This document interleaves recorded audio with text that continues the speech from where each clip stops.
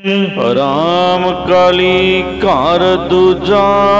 ਰਾਮ ਕਲੀ ਰਾਗਣੀ ਦੇ ਦੂਸਰੇ ਸੁਰਤਾਲ ਵਿੱਚ ਧੰਨ ਸ੍ਰੀ ਗੁਰੂ ਅਰਜਨ ਦੇਵ ਸਾਹਿਬ ਜੀ ਮਹਾਰਾਜ ਭਾਈ ਸਾਹਿਬ ਭਾਈ ਗੁਰਦਾਸ ਸਾਹਿਬ ਜੀ ਦੇ ਪਾਸੋਂ ਬਾਣੀ ਕਬੀਰ ਜੀ ਕੀ।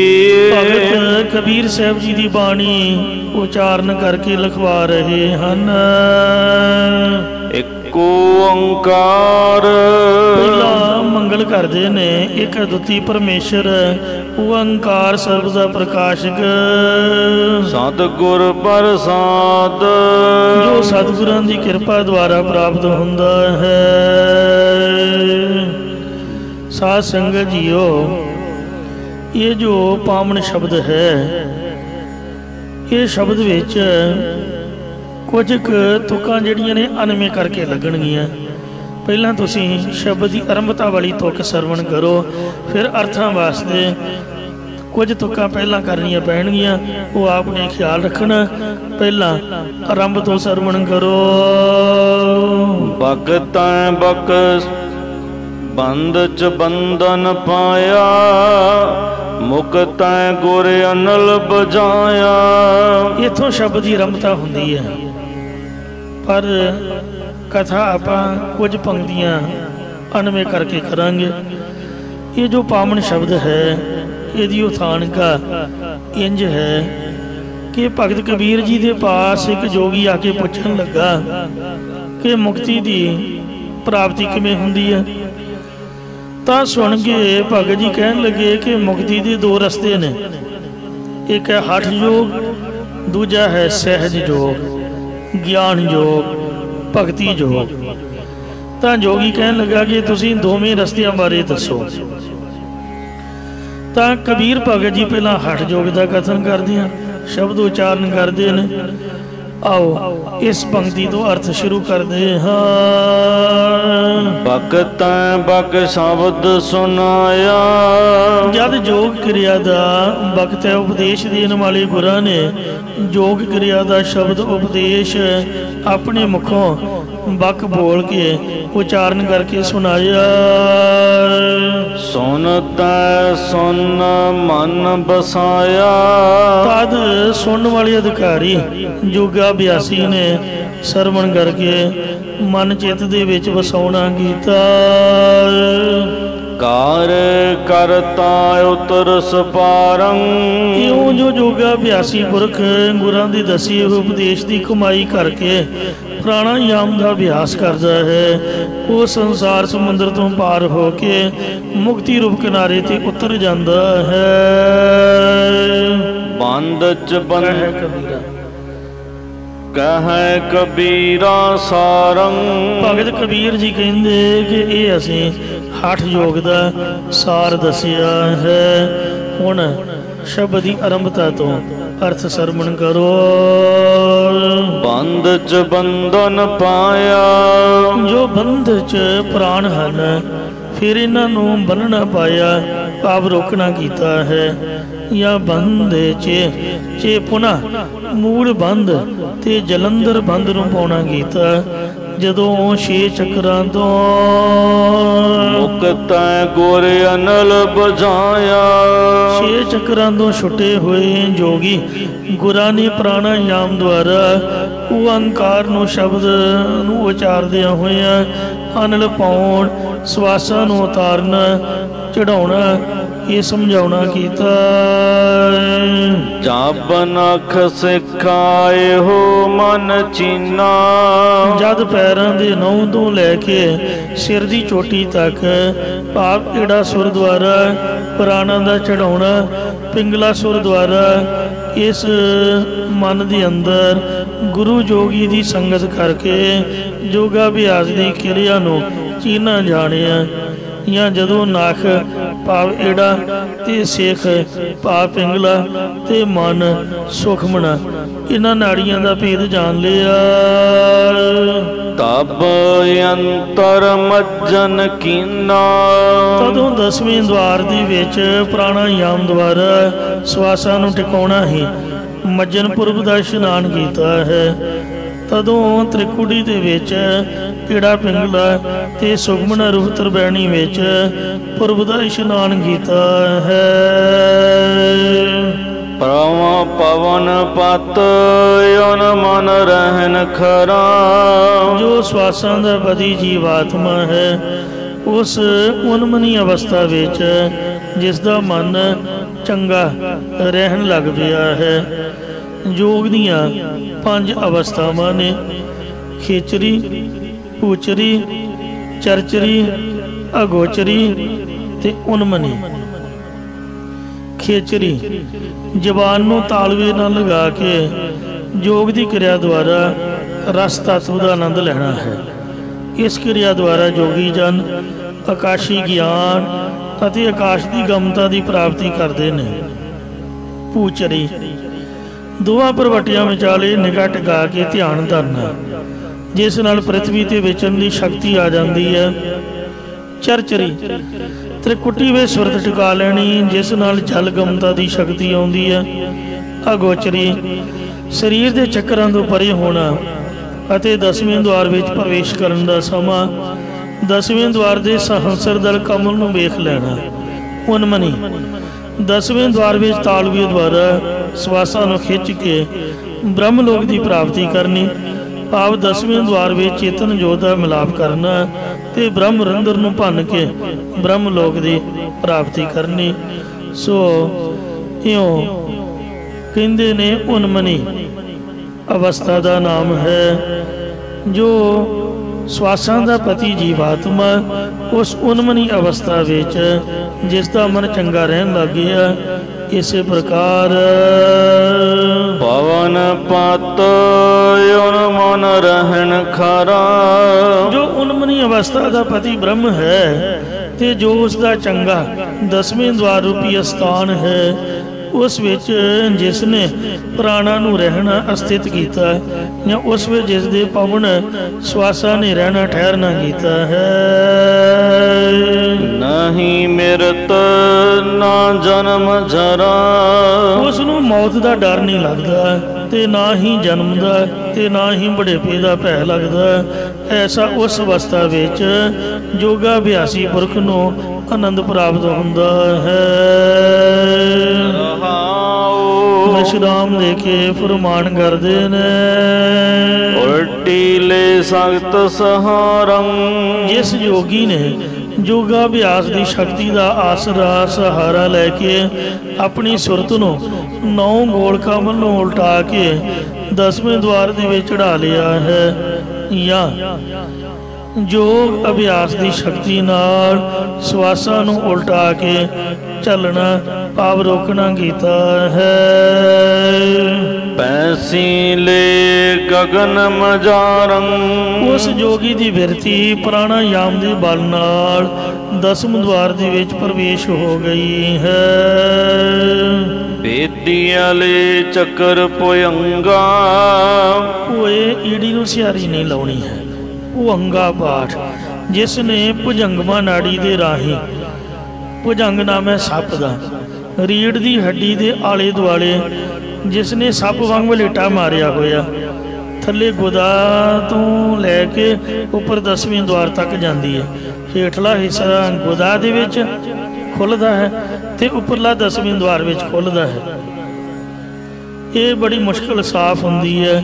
ਜਿਸ ਨੇ ਭੁਜੰਗਮਾ ਨਾੜੀ ਦੇ ਰਾਹੀਂ ਖੱਟ ਚੱਕਰਾਂ ਦੇ ਤਾਈ ਸੋ ਬੇਦੀ ਵਾਲੇ ਇਹਨੂੰ ਮੰਨਿਆ ਹੈ।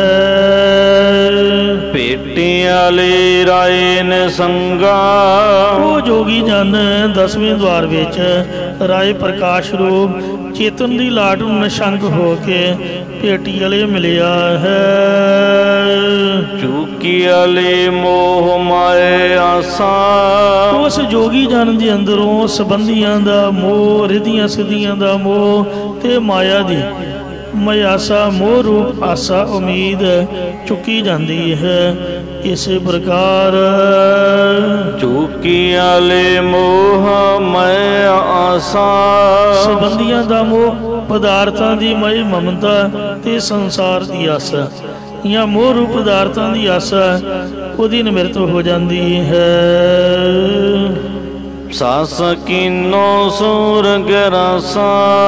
ਜਦੋਂ ਚੰਦਰਮਾ ਦੀ ਏੜਾਸੁਰ ਦੁਆਰਾ ਪ੍ਰਾਣਾਯਾਮ ਕੀਤਾ ਤਦੋਂ ਸੂਰਜ ਦੀ ਪਿੰਗਲਾ ਸੁਰ ਨੂੰ ਗਰਸ ਲਿਆ। ਅਰਥਾਤ ਜਿਸ ਵੇਲੇ ਜੋਗੀ ਪੁਰਖ ਨੂੰ ਮਿੱਝ ਢਾਲਣ ਦੀ ਲੋੜ ਸੀ ਉਦੋਂ ਜੋਗੀ ਜਨ ਸੂਰਜ ਦੀ ਪਿੰਗਲਾ ਸੁਰ ਦੁਆਰਾ ਮਿੱਝ ਨੂੰ ਢਾਲਦਾ ਹੈ। ਪਰ ਜਦੋਂ ਮਿੱਝ ਢਲ ਜਾਂਦੀ ਹੈ ਤੇ ਜਿਹਨੂੰ ਕਹਿੰਦੇ ਨਾੜੀਆਂ ਬਲੌਕ ਹੋ ਗਈਆਂ ਤੇ ਹਾਰਟ ਅਟੈਕ ਆ ਗਿਆ, ਉਹਦੇ 'ਚ ਮਿੱਝ ਮੁੱਝੀ ਫਸ ਜਾਂਦੀ ਆ।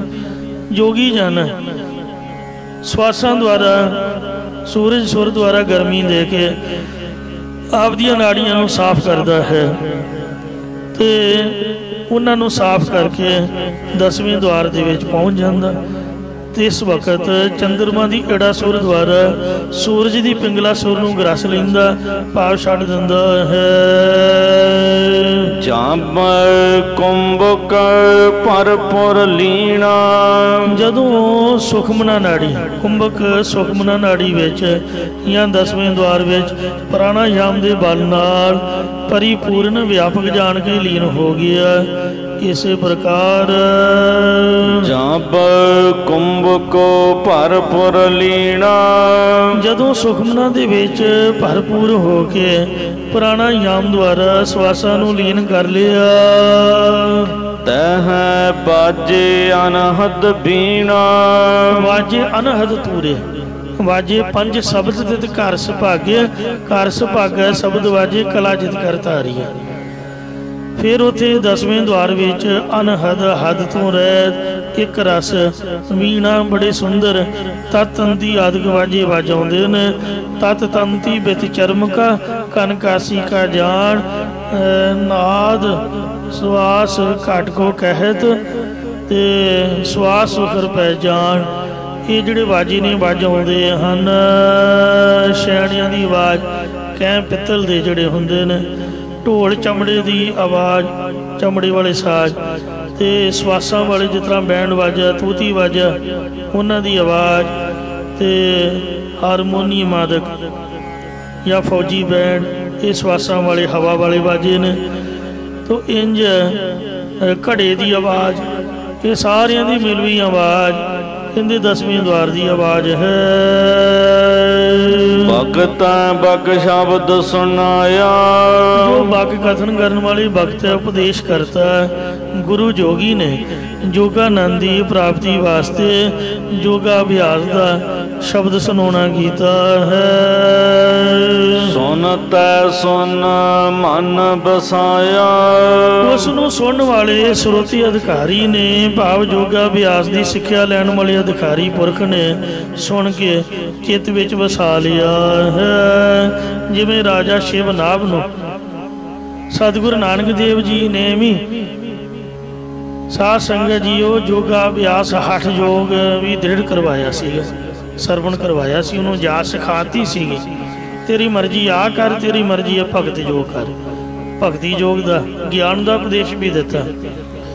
ਉਹ ਜਿਹੜਾ ਹਠ ਯੋਗ ਦੀ ਪ੍ਰਕਿਰਿਆ ਗੁਰੂ ਸਾਹਿਬ ਨੇ ਸਮਝਾਈ, ਉਹ ਪੁਰਾਣ ਸੰਗਲੀ ਗ੍ਰੰਥ ਸ੍ਰੀ ਗੁਰੂ ਅਰਜਨ ਦੇਵ ਕੋਲ ਪਹੁੰਚਿਆ ਸੀ। ਉਹ ਫਿਰ ਮਹਾਰਾਜ ਨੇ ਪੜ੍ਹ ਕੇ ਤੇ ਸਰੋਵਰ ਦੀ ਕਹਿੰਦੇ ਭੇਟਾ ਕਰ ਦਿੱਤਾ ਸੀ ਵੀ ਕਲਯੁਗੀ ਜਿਹੜੇ ਜੀਵ ਨੇ ਇਹ ਸਰੀਰ ਕਮਜ਼ੋਰ ਨੇ, ਐਵੇਂ ਪੁੱਠੇ ਚੱਕਰਾਂ 'ਚ ਘੁੰਮ ਗਏ। ਕਿਉਂਕਿ ਕਿਸੇ ਪੂਰਨ ਜੋਗੀ ਗੁਰੂ ਤੋਂ ਬਗੈਰ ਜੇ ਸਵਾਸ ਤਾਂ ਚਾੜ ਲੈ ਠਾਂ ਉਤਾਰਨ ਦੀ ਜਾਚ ਹੀ ਨਹੀਂ ਆਈ, ਉੱਥੇ ਹੀ ਬੰਦਾ ਫਿਰ ਮਰ ਜਾਂਦਾ। ਉੱਪਰ ਦਾ ਉੱਪਰ ਹੀ ਕੋਈ ਪੂਰਨ ਗੁਰੂ ਹੋਵੇ ਤਾਂ ਉਹਦੀ ਨਿਗਰਾਨੀ ਵਿੱਚ ਯੋਗਾ ਅਭਿਆਸ ਕੀਤਾ ਜਾਏ ਤਾਂ ਸਿਰੇ ਲੱਗਦਾ। ਪਰ ਸਰੀਰ ਵੀ ਆਪ ਦਾ ਬਲ ਵਾਲਾ ਚਾਹੀਦਾ, ਗੁਰੂ ਵੀ ਪੂਰਾ ਚਾਹੀਦਾ ਹੈ, ਔਰ ਲਾਗੇ ਬੈਠਾ ਖੜਾ ਹੋਵੇ। ਉਂਝ ਬੰਦਾ ਉੱਪਰ ਗਿਆ ਫਿਰ ਥੱਲੇ ਨਹੀਂ ਮੁੜਦਾ, ਔਖਾ ਹੋ ਜਾਂਦਾ ਹੈ। ਇਸ ਵਾਸਤੇ ਸੋ ਇਹੋ ਜਿਹੇ ਚੱਕਰਾਂ 'ਚ ਪੈਣ ਦੀ ਬਜਾਏ ਤੇ ਰੱਬ ਰੱਬੀ ਕਰਨਾ ਚਾਹੀਦਾ। ਵਾਹਿਗੁਰੂ ਵਾਹਿਗੁਰੂ ਭਗਤ ਜੋਗ ਪਿਆਰ ਦੇ ਨਾਲ ਸਾਚ ਕਹੋ ਸੁਨ ਲੇਹੋ ਸਭ ਜਿਨ ਪ੍ਰੇਮ ਕੀਓ ਤਿਨ ਹੀ ਪ੍ਰਭ ਪਾਇਓ। ਕਾਰ ਕਰਤਾ ਉਤਰਸ ਪਾਰੰ। ਜਿਹੜਾ ਪੂਰਨ ਗੁਰੂ ਜੋਗੀ ਉਹਦੇ ਕਥਨ ਕੀਤੇ ਉਪਦੇਸ਼ ਨੂੰ ਜਿਹੜਾ ਪੁਰਖ ਯੋਗਾ ਅਭਿਆਸ ਕਰਨ ਵਾਲਾ ਹੋ ਕੇ ਕਰਦਾ ਹੈ, ਕਹੈ ਕਬੀਰਾ ਸਾਰੰ। ਉਹ 9 ਗੋਲਕਾਂ ਦੇ ਵਿਸ਼ਿਆਂ ਤੋਂ ਪਾਰ ਹੋ ਜਾਂਦਾ ਹੈ। ਧੰਨ ਭਗਤ ਕਬੀਰ ਸਾਹਿਬ ਜੀ ਕਹਿੰਦੇ ਨੇ ਕਿ ਇਹ ਅਸੀਂ ਯੋਗਾ ਅਭਿਆਸ ਦਾ ਅਸਲੀ ਸਾਰੰਗ ਤੱਤ ਸਿਧਾਂਤ ਦੱਸਿਆ। ਇਸ ਤਰੀਕੇ ਨਾਲ ਯੋਗਾ ਅਭਿਆਸੀ 10ਵੇਂ ਦੁਆਰ ਵਿੱਚ ਪ੍ਰਾਣ ਚੜਾ ਸਕਦਾ ਹੈ। ਇੱਕ ਵਾਰ ਸਾਡੇ ਮਾਤਾ ਅਜੀਤ ਕੌਰ ਜੀ ਯੋਗਾ ਅਭਿਆਸੀ ਸਨ ਤੇ ਗੁਰੂ ਗੋਬਿੰਦ ਸਿੰਘ ਦਾ ਜੋਗੀਆਂ ਦੇ ਗੁਰੂ ਨੇ ਗੁਰੂ ਨਾਨਕ ਸਾਹਿਬ ਵੀ। ਇਹਨਾਂ ਨੂੰ ਕਿਹੜੀ ਗੱਲ ਭੁੱਲੀ ਹੋਈ ਹੈ? ਇਹ ਸਾਰੇ ਹੀ ਰਸਤੇ ਜਾਣਦੇ ਨੇ, ਇਹਨਾਂ ਨੂੰ ਕੁਝ ਭੁੱਲਿਆ ਨਹੀਂ ਹੋਇਆ। ਦੁਸ਼ਟ ਦਮਨ ਦੀ ਸਮਾਧੀ ਵੇਖੋ ਸਤਿਯੁਗ ਤੋਂ ਲੈ ਕੇ ਕਲਯੁਗ ਤੱਕ ਦੀ ਸੀਗੀ। ਐਵੇਂ ਥੋੜ੍ਹਾ ਲੱਗਦੀ ਹੈ ਯੋਗਾ ਅਭਿਆਸ ਤੋਂ ਬਗੈਰ। ਗੁਰੂ ਤੇਗ ਬਹਾਦਰ ਜਿਹੜੇ ਪਿਤਾ ਜੀ ਉਹ ਵੀ ਤਾਂ ਪੁਰਾਣੇ ਤਪਸਵੀ ਆਏ। ਸ੍ਰੀ ਗੁਰੂ ਨਾਨਕ ਦੇਵ ਜੀ ਨੇ ਵੀ 36 ਯੁੱਗ ਸਮਾਧੀ ਲਾਈ। 36 ਘੰਟੇ ਬਹਿ ਕੇ ਕੋਈ ਦਿਖਾਏ, ਉਹ ਵੀ ਤਾਂ ਯੋਗਾ ਅਭਿਆਸ ਤੋਂ ਬਗੈਰ ਥੋੜ੍ਹਾ ਹੋ ਸਕਦਾ। 36 ਯੁੱਗ ਵਰਤੈ ਗੁਬਾਰੈ, ਤਾੜੀ ਲਾਈ ਅਪਰ ਅਪਾਰੈ, ਤੁੰਦੂ ਕਾਰ ਨਿਰਾਲਮ ਬੈਠਾ, ਨਾ ਤਾਂ ਤੰਦ ਪਸਾਰਾ।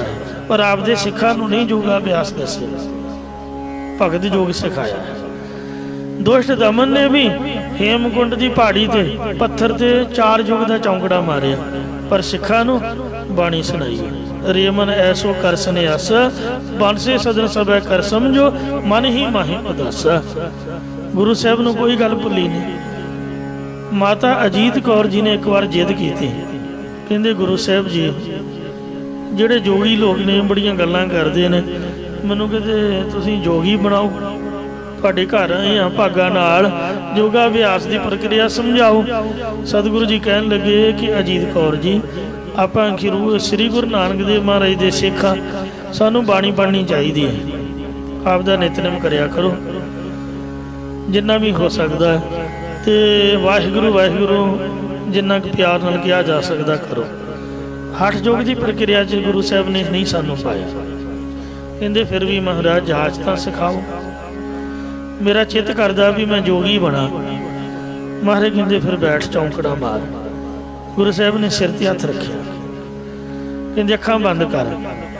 ਇਹ ਜਿਹੜੀ ਪ੍ਰਕਿਰਿਆ ਹੈ ਮੈਂ ਪਹਿਲਾਂ ਵੀ ਬੇਨਤੀ ਕੀਤੀ ਹੈ ਵੀ ਘੱਟੋ ਘੱਟ 10-12 ਸਾਲ ਤਾਂ ਚਾਹੀਦੇ ਨੇ। ਕਈ ਵਾਰ ਪੂਰੀ ਲਾਈਫ ਲੱਗ ਜਾਂਦੀ, ਕਈ ਉੱਪਰ ਚੜੇ ਮਰ ਜਾਂਦੇ, ਉਹ ਫਿਰ ਅਗਲੇ ਜਨਮ 'ਚ ਫਿਰ ਜੋਗੀ ਬਣਨਾ ਪੈਂਦਾ। ਗਾਂ ਦੀ ਗਾਂ ਪਤਾ ਨਹੀਂ ਕਈ ਜਨਮ ਲੱਗ ਸਕਦੇ। ਸਰੀਰ ਦੀ ਕੱਲੀ ਨਾੜੀ ਸਾਫ਼ ਕਰਕੇ, ਸਾਰੇ ਸਰੀਰ ਨੂੰ ਸਾਫ਼ ਕਰਕੇ ਫਿਰ 10ਵੇਂ ਦੁਆਰ 'ਚ ਜੋਗੀ ਪਹੁੰਚਦਾ। ਇਸੇ ਤਰ੍ਹਾਂ ਹੀ ਮਹਾਰਾਜ ਨੇ ਏੜਾ ਤੇ ਪਿੰਗਲਾ ਸੁਰਾਂ ਨੂੰ ਸਮਝਾਇਆ, ਸੱਜੀ ਤੇ ਖੱਬੀ ਸੁਰ ਦਾ ਗਿਆਨ ਦਿੱਤਾ, ਇੱਕ ਸੂਰਜ ਦੀ ਇੱਕ ਚੰਦਰਮਾ ਦੀ। ਤੋ ਸਵਾਸਾਂ ਦੀ ਪ੍ਰਕਿਰਿਆ ਦੱਸੀ ਵੀ ਇੱਕ ਰਾਹੀਂ ਤਾਂ ਚਾੜੋ, ਦੂਜੀ ਥਾਣੀ ਠਾਂ ਤਾਰੋ, ਸਵਾਸ ਚੱਲ ਪਏ। ਫਿਰ ਕਹਿੰਦੇ ਖੱਬੀ ਥਾਣੀ ਤਾਂ ਚੜਾ ਕੇ ਸੱਜੀ ਥਾਣੀ ਹੇਠਾਂ ਤਾਰੋ, ਉਹ ਪ੍ਰਕਿਰਿਆ ਚੱਲ ਪਈ।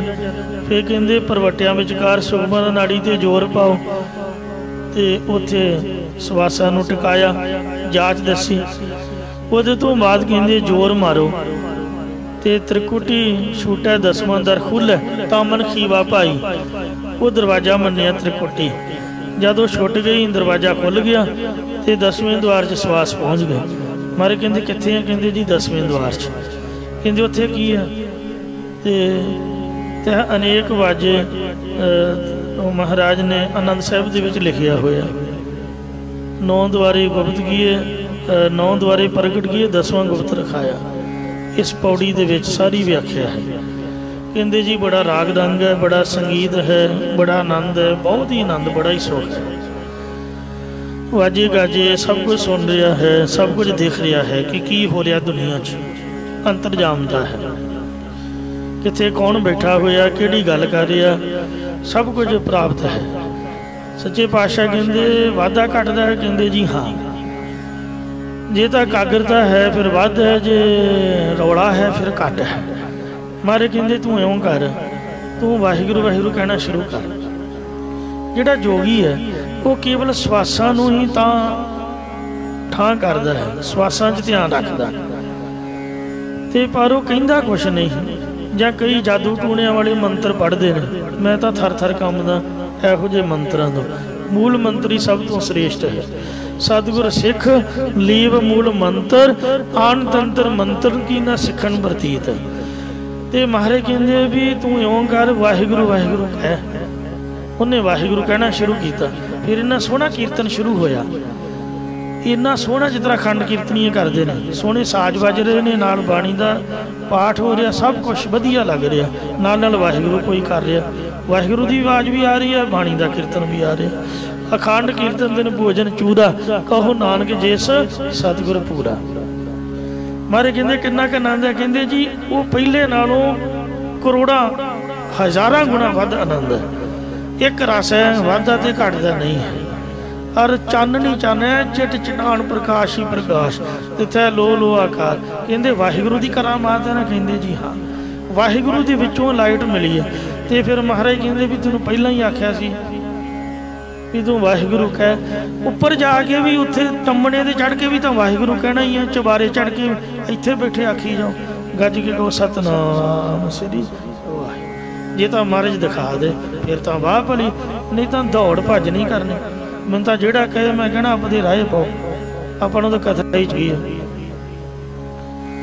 इस वास्ते जो महाराज ने सिखाती है 1430 अंग ही नहीं पढ़े जाते, तो 10वें द्वार का नाम लैके दुनिया आपदे मगर लाउंदी है। घरों घर लोगों दुकाना खोलियां हुई, किसी के मगर न लगो, पंजां पैर को अमृत छको, रब का नाम लो, पुठे हो के सीधे हो के लम्मे पै के खड़े हो के बह के खलो के जिस तरह भी लिया जाता, बस कहना है वाहिगुरू। तो ये महाराज ने अज का सिद्धांत बख्शिया है। सतगुरु जी कहते ने कि जिहड़ा सिमरन है सब तो उत्तम है। पातशाह जी का वचन है, प्रभ का सिमरन सब ते उच्चा, ना जोगी उच्चा, ना 10वां द्वार उच्चा, ना हठ जोग उच्चा, उच्चा है वाहिगुरू का सिमरन। जिस तरह भी हुंदा उस तरह ही करो, पर करो जरूर। गुरु साहब की कृपा होगी। महाराज बख्शा रहमत वरताउण लई इत्थे बैठे ने, पर लैण वाला कोई नहीं है। लैण वाले बणीए, झोलियां भर के जाइए, गुरु साहब की कृपा होवे। बकत बक शब्द सुनाया, ज्ञान योग का कथन करते हुए भगत कबीर साहब जी फरमाते ने कि जो भगत है उपदेश करता ब्रह्म ਸਰੋਤਰੀ ब्रह्मनिष्ठी पूरे सतगुरु जी हैं। उन्होंने जद तत्व मिथ्या का विवेचन करने वाला शब्द कई उपदेश वाक उचारण करके जद सुनाया, सुन तै सुन मन बसाया, तद सुनने वाले जग्यासु रूप ਸਰੋਤੇ ने वैराग भवीख खट समधि आदि साधना के संयुक्त हो के श्रवण करके मन में बसा लिया, अते बंध च बंधन पाया। चे पुनः जिहड़े बंधन पाउण वाले काम क्रोध आदि विकार सन, इन्हां सारियां नूं गुर उपदेश समदम साधना द्वारा बंधन बन रोक पाउना कीती है। इंज मुक्त गुर अनल बुझाया,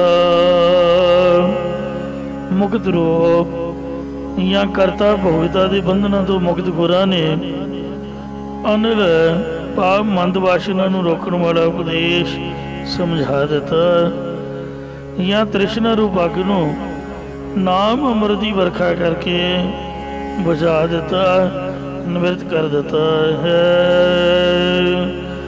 जब नाख सिख एहो मन चीना,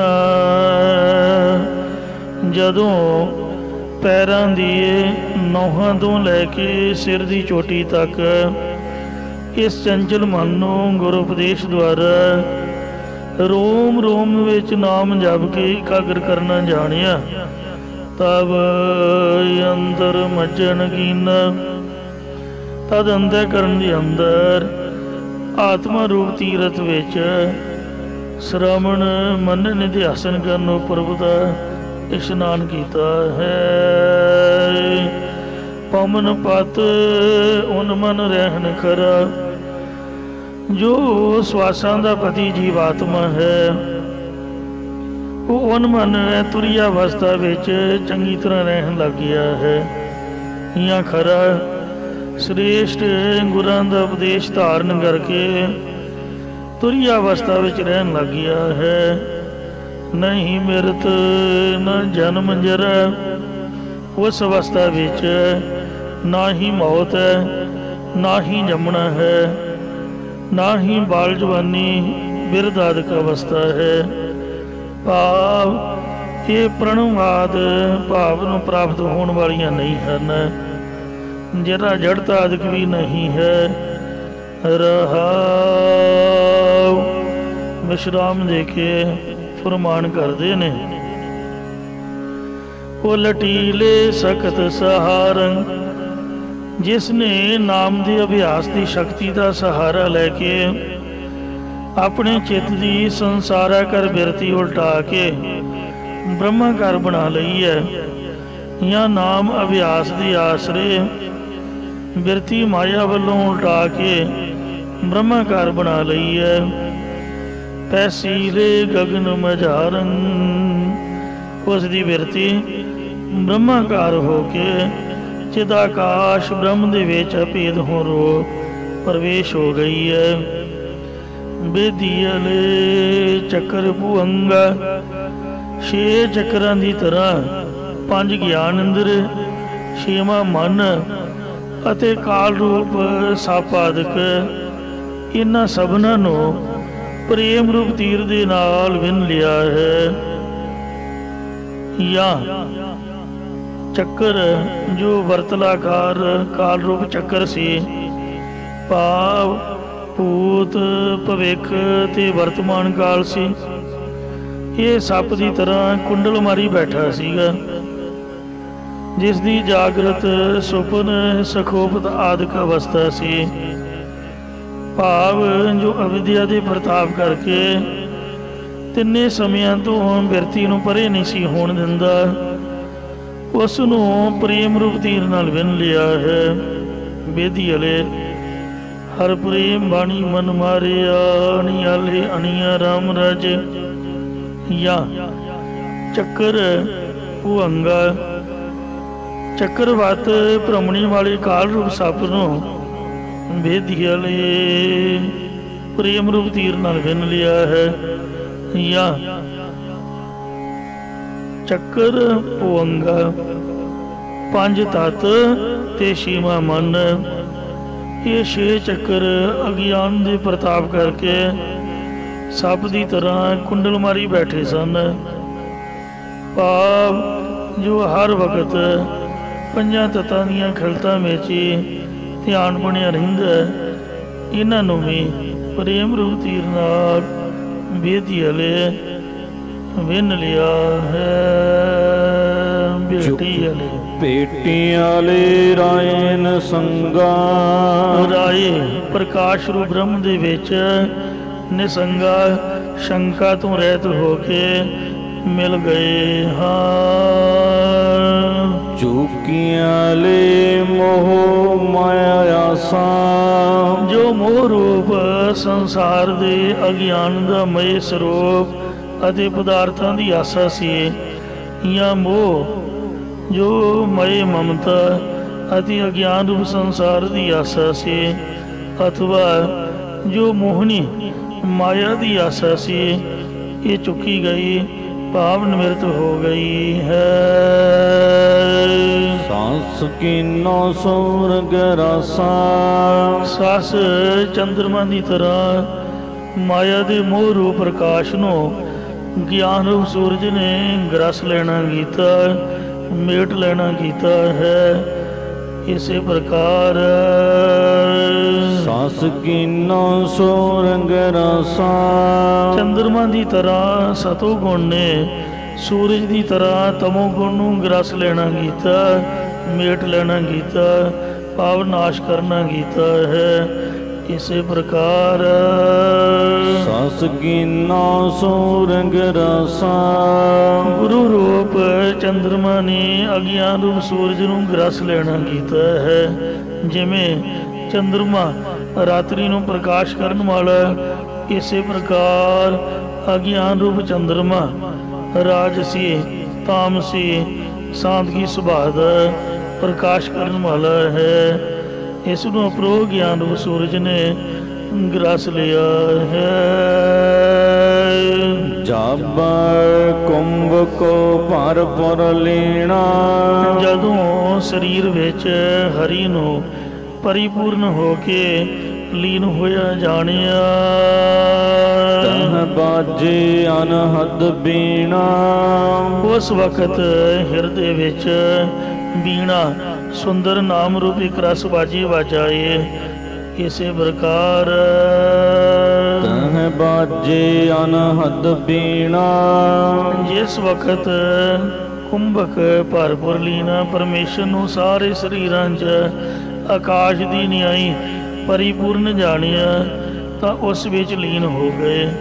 ਔਰ ਉਥੇ ਹੱਦ ਤੋਂ ਰਹਿਤ ਸੁੰਦਰ ਸਤਨਾਮ ਸ੍ਰੀ ਵਾਹਿਗੁਰੂ ਵਾਹਿਗੁਰੂ ਵਾਹਿਗੁਰੂ ਰੂਪ ਵਾਜੇ ਵਜਾਏ। ਭਗਤੈ ਬਗ ਸ਼ਬਦ ਸੁਨਾਇਆ, ਇਉਂ ਜਦੋਂ ਉਪਦੇਸ਼ ਕਰਤਾ ਬ੍ਰਹਮਨਿਸ਼ਠੀ ਬ੍ਰਹਮ ਸਰੋਤਰੀ ਗੁਰਾਂ ਨੇ ਬ੍ਰਹਮ ਦੀ ਪ੍ਰਾਪਤੀ ਵਾਲਾ ਉਪਦੇਸ਼ ਉਚਾਰਨ ਕਰਕੇ ਸੁਣਾਉਣਾ ਕੀਤਾ। ਸੁਨਤੈ ਸੁਨ ਮਨ ਬਸਾਇਆ, ਫਿਰ ਮੈਰਾਗ ਵਿਵੇਕ ਖੜ ਸਮਝੀ ਮਮੋਖ ਸਾਧਕ ਸਾਧਨਾਂ ਦੀ ਸਹਿਤ ਸੁਣਨ ਵਾਲੇ ਸਰੋਤੇ ਨੇ ਸ਼ਰਧਾ ਤੇ ਵਿਸ਼ਵਾਸ ਰੂਪ ਕੰਨਾਂ ਦੁਆਰਾ ਸਰਵਣ ਕਰਕੇ ਮਨ ਵਿੱਚ ਵਸਾਉਣਾ ਕੀਤਾ ਅਤੇ ਸਰਵਣ ਮਨਨ ਨਿਧਿਆਸਨ ਦੁਆਰਾ ਸਰੂਪ ਦੀ ਸਖਿਆਤਾ ਪਾ ਲਈ। ਕਾਰ ਕਰਤਾ ਉਤਰਸ ਪਾਰੰ, ਇਸ ਪ੍ਰਕਾਰ ਜਿਹੜਾ ਜਗਿਆਸੂ ਕਰਤਾ ਹੋ ਕੇ ਨਾਮ ਦੇ ਅਭਿਆਸ ਨੂੰ ਕਰੇਗਾ ਉਹ ਸੰਸਾਰ ਸਮੁੰਦਰ ਤੋਂ ਪਾਰ ਹੋ ਜਾਵੇਗਾ। ਕਹੈ ਕਬੀਰਾ ਸਾਰੰ, ਭਗਤ ਕਬੀਰ ਜੀ ਕਥਨ ਕਰਦੇ ਨੇ ਕਿ ਇਹ ਅਸੀਂ ਗਿਆਨ ਦਾ ਅਸਲੀ ਤੱਤ ਦੱਸਿਆ, ਇਹਨੂੰ ਆਪਣੇ ਹਿਰਦੇ ਵਿੱਚ ਧਾਰਨ ਕਰ ਲਵੋ। ਚੰਦ ਸੂਰਜ ਦੋਏ ਜੋਤ ਸਰੂਪ, ਭਗਤ ਕਬੀਰ ਸਾਹਿਬ ਜੀ ਦੇ ਕੋਲ ਇੱਕ ਆਪਣੇ ਆਪ ਨੂੰ ਗਿਆਨੀ ਜੀ ਕਹਾਉਣ ਵਾਲਾ ਪੁਰਖ ਆਇਆ ਅਤੇ ਕਹਿਣ ਲੱਗਾ ਕਿ ਗਾਇਤਰੀ ਮੰਤਰ ਵਿੱਚ ਆਉਂਦਾ ਹੈ ਕਿ ਸੂਰਜ ਦਿਨ ਦਾ ਮਾਨੀ ਦੇਵਤਾ ਹੈ ਤੇ ਚੰਦਰਮਾ ਰਾਤ ਦਾ ਮਾਨੀ ਦੇਵਤਾ ਹੈ, ਤੁਹਾਡੇ ਕੀ ਵਿਚਾਰ ਨੇ? ਤਾਂ ਸੁਣ ਕੇ ਭਗਤ ਕਬੀਰ ਸਾਹਿਬ ਜੀ ਨੇ ਪਾਵਨ ਸ਼ਬਦ ਉਚਾਰਿਆ, ਚੰਦ ਸੂਰਜ ਦੋਏ, ਜੋ ਚੰਦਰਮਾ ਦੇ ਸੂਰਜ ਦੋਵੇਂ ਜੋਤ ਸਰੂਪ ਪ੍ਰਕਾਸ਼ ਵਾਲਾ ਰੂਪ ਮੰਨੇ ਨੇ, ਜਾਂ ਦੋ ਚੰਦ ਤੇ ਸੂਰਜ ਦੇ ਪ੍ਰਕਾਸ਼ ਕਰਨ ਵਾਲੇ ਅਭਿਮਾਨੀ ਦੇਵਤੇ ਮੰਨੇ ਹਨ। ਜੋਤੀ ਅੰਤਰ ਬ੍ਰਹਮ ਅਨੂਪ, ਸੂਰਜ ਚੰਦਰਮਾ ਤਾਰੇ ਬਿਜਲੀ ਆਦਿਕ ਇਹਨਾਂ ਜੋਤੀਆਂ ਦੇ ਅੰਦਰ ਪ੍ਰਕਾਸ਼ ਕਰਨ ਵਾਲਾ ਉਪਮਾ ਤੋਂ ਰਹਿਤ ਹੀ ਬ੍ਰਹਮ ਪਰਮੇਸ਼ਰ ਆਪ ਹੀ ਹੈ। ਕਰ ਰੇ ਗਿਆਨੀ ਬ੍ਰਹਮ ਵਿਚਾਰ, ਇਹ ਗਿਆਨਵਾਨ ਪੁਰਖ ਤੂੰ ਉਸ ਬ੍ਰਹਮ ਪਰਮੇਸ਼ਰ ਦੀ ਪ੍ਰਾਪਤੀ ਦਾ ਵਿਚਾਰ ਆਪਣੇ ਹਿਰਦੇ ਵਿੱਚ ਕਰ। ਜੋਤੀ ਅੰਤਰ ਤਰਿਆ ਪਸਾਰ, ਜਿਸ ਨੇ ਆਪਣੀ ਚੇਤਨ ਸੱਤਾ ਰੂਪ ਜੋਤੀ ਦੇ ਅੰਦਰ ਹੀ ਸਾਰੇ ਸੰਸਾਰ ਦਾ ਪਸਾਰਾ ਧਰਿਆ ਰੱਖਿਆ ਹੋਇਆ, ਭਾਵ ਸਾਰਾ ਪਸਾਰਾ ਅਧਿਆਸਤ ਰੂਪ ਤੇ ਬ੍ਰਹਮ ਸ਼ਬਦ ਦਾ ਅਧਿਸ਼ਠਾਨ ਆਸਰਾ ਰੂਪ ਹੈ। ਰਹਾਉ ਵਿਸ਼ਰਾਮ ਦੇ ਕਰ ਫਰਮਾਨ ਕਰਦੇ ਨੇ, ਹੀਰਾ ਦੇਖਾ। ਇਹ ਭਾਈ ਗੁਰੂ ਉਪਦੇਸ਼ ਦੁਆਰਾ ਨਾਮ ਦਾ ਅਭਿਆਸ ਕਰਕੇ ਆਪਣੇ ਹਿਰਦੇ ਵਿੱਚ ਬ੍ਰਹਮ ਰੂਪ ਹੀਰਾ ਵੇਖ। ਸਾਲਸਰਾਈ ਜੋਹਰੀ ਨੂੰ ਸਤਿਗੁਰੂ ਨਾਨਕ ਦੇਵ ਜੀ ਨੇ ਇਹੀ ਗੱਲ ਸਮਝਾਈ ਸੀ ਕਿ ਤੂੰ ਇੰਨਾ ਸਿਆਣਾ ਹੋ ਕੇ ਪੱਥਰਾਂ ਦੀ ਕੀਮਤ ਪਾਉਣ ਵਿੱਚ ਲੱਗਾ ਹੋਇਆ, ਅੰਦਰ ਹੀਰਾ ਲਾਲ ਬਣਾਇਆ ਤੇ ਪੂਰਾ ਸਤਿਗੁਰੂ ਪਰਖ ਪਰਖਾਇਆ, ਉਹਨੂੰ ਤੂੰ ਪਰਖਦਾ ਨਹੀਂ ਹੈ। ਆਪਦੇ ਅੰਦਰ ਦੇ ਬ੍ਰਹਮ ਰੂਪ ਨਾਮ ਰੂਪੀ ਹੀਰੇ ਨੂੰ ਤਾਂ ਪਰਖ ਕੇ ਵੇਖ। ਹੀਰੇ ਕਰੋ ਆਦੇਸ, ਅਤੇ ਉਸ ਬ੍ਰਹਮ ਰੂਪ ਹੀਰੇ ਨੂੰ ਨਮਸਕਾਰ ਕਰੋ। ਜਾਂ ਪਰਮੇਸ਼ਰ ਰੂਪ ਹੀਰੇ ਨੂੰ ਵੇਖਣ ਵਾਲੇ ਗੁਰੂ ਰੂਪ ਹੀਰੇ ਨੂੰ ਨਮਸਕਾਰ ਕਰੋ। ਅਰਥਾਤ ਜੇਕਰ ਹੀਰੇ ਨੂੰ ਪਰਖਣ ਲਈ ਲੋਹੇ ਦੀ ਐਰਣ ਤੇ ਰੱਖ ਕੇ ਉੱਪਰੋਂ ਲੋਹੇ ਦਾ ਹਥੌੜਾ ਮਾਰੀਏ ਤਾਂ ਪਤਾ ਲੱਗ ਜਾਂਦਾ ਕਿ ਹੀਰਾ ਅਸਲੀ ਹੈ ਜਾਂ ਨਕਲੀ। ਜੇਕਰ ਹੀਰੇ ਵਿੱਚੋਂ ਪੱਥਰ ਜਾਂ ਕੱਚ ਦੇ ਮਣਕੇ ਨਿਕਲ ਜਾਣ ਤਾਂ ਨਕਲੀ ਹੁੰਦਾ। ਜੇ ਹੀਰਾ ਲੋਹੇ ਦੀ ਐਰਣ ਜਾਂ ਲੋਹੇ ਦੇ ਵਦਾਨ ਵੱਡੇ ਹਥੌੜੇ ਵਿੱਚ ਖੁੱਭ ਜਾਵੇ ਤਾਂ ਇਹੀ ਅਸਲੀ ਹੀਰੇ ਦੀ ਨਿਸ਼ਾਨੀ ਹੈ। ਇਸੇ ਪ੍ਰਕਾਰ ਹੀਰਾ ਦੇਖਾਂ, ਹਰੀ ਰੂਪ ਹੀਰੇ ਨੂੰ ਪਰਖਣ ਵਾਸਤੇ ਹੀਰੇ ਕਰੋ ਆਦੇਸ, ਇਹ ਵੇਖ ਕਿ ਲੋਹੇ ਦੀ ਐਰਣ ਮੱਤ ਨੂੰ ਅਚਲ ਬਣਾਵੇ ਤੇ ਵੇਦਾਂ ਦਾ ਗਿਆਨ ਰੂਪ ਹਥੌੜਾ ਬਣਾਵੇ, ਫਿਰ ਹਰੀ ਰੂਪ ਹੀਰੇ ਦੀ ਪਰਖ ਪ੍ਰਾਪਤ ਹੁੰਦੀ ਹੈ। ਇਉਂ ਪਰਖ ਕੇ ਤੇ ਉਸ ਬ੍ਰਹਮ ਰੂਪ ਹੀਰੇ ਨੂੰ ਨਮਸਕਾਰ ਕਰੋ। ਜਾਂ ਜਿਵੇਂ ਹੀਰੇ ਨੂੰ ਪਰਖਣ ਲਈ ਉਹ ਵਰਮੇ ਦੇ ਅੱਗੇ ਹੀਰੇ ਦੀ ਕਣੀ ਲਾਉਣੀ ਪੈਂਦੀ ਹੈ, ਫਿਰ ਅਸਲੀ ਹੀਰੇ ਵਿੱਚ ਛੇਕ ਪੈਂਦਾ ਜਾਂ ਹੀਰਾ ਬੰਨਿਆ ਜਾਂਦਾ। ਸੋ ਗਰਮੀ ਨੂੰ ਗਰਮੀ ਕੱਟਦੀ, ਲੋਹੇ ਨੂੰ ਲੋਹਾ ਕੱਟਦਾ, ਹੀਰੇ ਨੂੰ ਹੀਰਾ ਹੀ ਕੱਟੂਗਾ। ਹੀਰੇ ਦੇ ਨਾਲ ਹੀ ਹੀਰਾ ਬੰਨਿਆ ਜਾਂਦਾ। ਇਸੇ ਪ੍ਰਕਾਰ ਪਰਮੇਸ਼ਰ ਰੂਪ ਹੀਰੇ ਨੂੰ ਪਰਖਣ ਲਈ ਅੰਤःਕਰਨ ਵਰਮੇ ਦੇ ਅੱਗੇ ਹਰੀ ਦੇ ਨਾਮ ਰੂਪ ਕਣੀ ਲਾਉਣੀ ਪੈਂਦੀ ਹੈ। ਫਿਰ ਹਰੀ ਰੂਪ ਹੀਰੇ ਵਿੱਚ ਪ੍ਰੇਮ ਦਾ ਛੇਕ ਪੈਂਦਾ ਜਾਂ ਹਰੀ ਰੂਪ ਹੀਰਾ ਬੰਨਿਆ ਜਾਂਦਾ। ਇਹੀ ਹਰੀ ਨੂੰ ਪਛਾਣਨ ਦਾ ਅਸਲੀ ਤਰੀਕਾ ਹੈ। ਦੂਸਰਾ ਹੀਰੇ ਨੂੰ ਪਰਖਣ ਦਾ ਇਹ ਤਰੀਕਾ ਹੈ, ਜਿਵੇਂ ਹੀਰੇ ਨੂੰ ਪਰਖਣ ਲਈ ਲੋਹੇ ਦੀ ਐਰਣ ਉੱਪਰ ਰੱਖ ਕੇ ਉੱਪਰੋਂ ਲੋਹੇ ਦਾ ਵਦਾਨ ਵੱਡਾ ਹਥੌੜਾ ਇਹ ਮਾਰਿਆ, ਅਸਲੀ ਹੀਰਾ ਲੋਹੇ ਦੀ ਐਰਣ ਜਾਂ ਹਥੌੜੇ 'ਚ ਖੁੱਭ ਜਾਂਦਾ। ਇਸੇ ਪ੍ਰਕਾਰ ਪਰਮੇਸ਼ਰ ਰੂਪ ਹੀਰਾ ਬੁੱਧ ਰੂਪ ਐਰਣ ਤੇ ਗਿਆਨ ਰੂਪ ਹਥੌੜੇ ਵਿੱਚ ਖੁੱਭ ਜਾਂਦਾ। ਐਸੀ ਉਸ ਹਰੀ ਰੂਪ ਹੀਰੇ ਨੂੰ ਨਮਸਕਾਰ ਕਰੋ।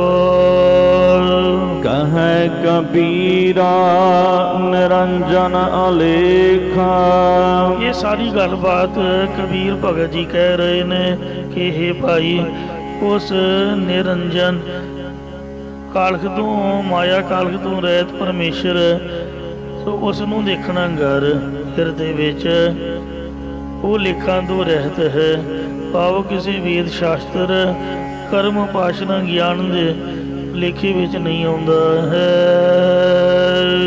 ਦੁਨੀਆ ਹੁਸ਼ਿਆਰ ਬੇਦਾਰ, ਇਸ ਪਾਵਨ ਸ਼ਬਦ ਵਿੱਚ ਭਗਤ ਕਬੀਰ ਜੀ ਵੇਦਾਂ ਸ਼ਾਸਤਰਾਂ ਦੇ ਕਰਮ ਕਾਂਡਾਂ ਵਿੱਚ ਫਸੇ ਬ੍ਰਹਮਣ ਲੋਕਾਂ ਨੂੰ ਉਪਦੇਸ਼ ਦਿੰਦੇ ਨੇ ਕਿ ਹੇ ਦੁਨੀਆ ਦੇ ਲੋਕੋ, ਆਪਣੇ ਜੀਵਨ ਨੂੰ ਵਿਕਾਰਾਂ ਤੋਂ ਉੱਚਾ ਰੱਖਣ ਵਾਸਤੇ, ਕਾਲ ਤੋਂ ਬਚਣ ਵਾਸਤੇ ਸਾਵਧਾਨ ਹੋਵੋ। ਸਾਵਧਾਨ ਇਕਾਗਰ ਚੀਤ, ਜਾਗਤਾ ਮੁਸੀਅਤਾ ਹਉ ਰੇ ਭਾਈ, ਮੁਸੀਅਤ ਹੋ ਰੇ ਭਾਈ। ਸੋ ਜੇ ਤੁਸੀਂ ਸਾਵਧਾਨ ਹੋਵੋ ਤਾਂ ਦੁਨੀਆ ਦੇ ਲੋਕ ਅੱਗੋਂ ਇਉਂ ਕਹਿਣ ਲੱਗੇ ਕਿ ਅਸੀਂ ਤਾਂ ਬੇਦਾਰ ਖਬਰਦਾਰ।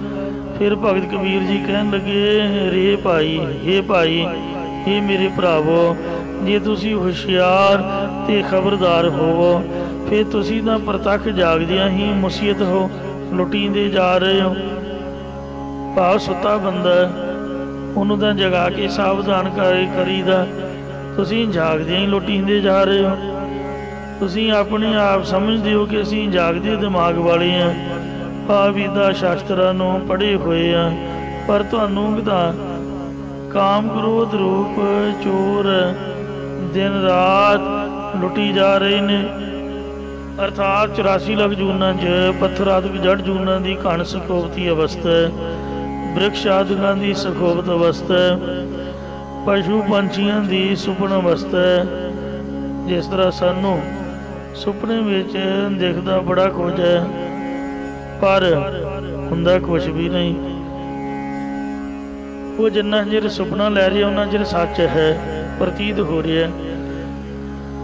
ਤੇ ਜਿਸ ਵਕਤ ਜਾਗ ਲੈਂਦਾ ਹੈ ਉਸ ਵਕਤ ਕੁਛ ਵੀ ਨਹੀਂ ਰਹਿੰਦਾ। ਇਉਂ ਮਨੁੱਖਾਂ ਦੀ ਜਾਗਰਤ ਅਵਸਥਾ ਮੰਨੀ ਹੈ, ਆਹ ਮਨੁੱਖ ਨੂੰ ਜਾਗਦੇ ਦਿਮਾਗ ਵਾਲਾ ਮੰਨਿਆ। ਪਸ਼ੂ ਪੰਛੀ ਸੁਪਨ ਅਵਸਥਾ ਵਿੱਚ ਰੂੜ ਨੇ, ਪਤਾ ਤਾਂ ਉਹਨਾਂ ਨੂੰ ਸਾਰਾ ਕੁਝ ਹੈ ਪਰ ਕਰ ਕੁਝ ਨਹੀਂ ਸਕਦੇ। ਇਸੇ ਪ੍ਰਕਾਰ ਪੱਥਰ ਆਦਿ ਦੀ ਜੜ ਜੂਣ ਵਾਂਗ ਪਾਮਰ ਪੁਰਖ ਘਨ ਸੰਗੋਪਤੀ ਅਵਸਥਾ ਵਾਲੇ ਨੇ, ਜਿਹੜੇ ਵਿਸ਼ਈ ਨੇ।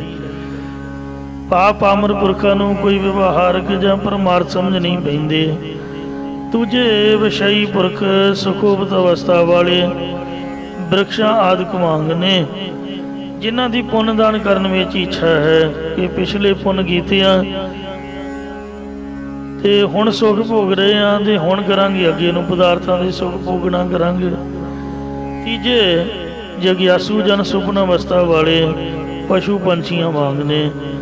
ਅਤੇ ਗਿਆਨਵਾਨ ਪੁਰਖ ਉਹ ਤਾਂ ਹੈ ਹੀ ਜਾਗਦੇ ਦਿਮਾਗ ਵਾਲੇ। ਬ੍ਰਹਮ ਲੋਕ ਕਹਿਣ ਲੱਗੇ ਕਿ ਅਸੀਂ ਪਹਿਰੇਦਾਰ ਰੱਖੇ ਹੋਏ ਆ, ਆਪ ਅਸੀਂ ਵੇਦ ਸ਼ਾਸਤਰ ਪੜ੍ਹੇ ਹੋਏ ਆ, ਲੁੱਟੇ ਕਿਵੇਂ ਜਾਵਾਂਗੇ? ਤਾਂ ਕਬੀਰ ਭਗਤ ਜੀ ਕਹਿਣ ਲੱਗੇ, ਨਿਗਮ ਹੁਸ਼ਿਆਰ ਪਹਿਰੂਆ। ਇਹ ਭਾਈ ਤੁਸੀਂ ਜਿਹੜੇ ਵੇਦ ਸ਼ਾਸਤਰਾਂ ਨੂੰ ਆਪਣੇ ਹੁਸ਼ਿਆਰ ਸਾਵਧਾਨ ਸੁਚੇਤ ਪਹਿਰੇਦਾਰ ਸਮਝਿਆ ਹੈ, ਇਹਨਾਂ ਦੇ ਦੇਖਤ ਜਮ ਲੈ ਜਾਈ।